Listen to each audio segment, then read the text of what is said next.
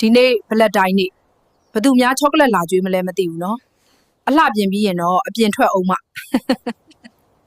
ငါမြို့တစ်ပတ်ပတ်ပြီးသွားပြီဘသူများငါ့ကိုချောကလက်လာကျွေးမလဲလို့ငါ့ကိုဘသူမှမကျွေးဘူးပဲငါဟာငါဝယ်စားနိုင်ပါတယ်နင်တို့မကျွေးလဲရတယ်ငါ့ကိုချောကလက်10ခုပေးပါဘသူကိုကျွေးမလို့လဲဒီလောက်အများကြီးဘသူကိုငါကကျွေးရမှာလဲငါဟာငါစားမလို့ချောကလက်မစားရတဲ့ကောင်မတွေတများလာကျွေးတာကိုစောင့်မနေကြနဲ့ငါလိုဝယ်စားကြပါအမေကလည်းပဲပျောက်သွားတာလဲလာပြန်ကြစို့ငါအမေကဘလက်တိုင်းနေ့ဆိုဒီလိုပဲဖောက်တယ်ငါအမေကငနေကသူ့ကြီးစားဟောင်းကသူ့ကိုဘလက်တိုင်းနေ့မှာချောကလက်မကျွေးပဲသူ့ကိုပြစ်သွားခဲ့လို့တဲ့အဲ့နဲ့ဆိုရင်ထထဖောက်တယ်တစ်နှစ်မှတစ်ခါစားရတာဒါနဲ့ကျမဒီနေ့လှတယ်မဟုတ်လားငါအမေကချောကလက်10ခုစားပြီးထမင်းမစားနိုင်တော့ဘူးလေလာစားကြပါဦး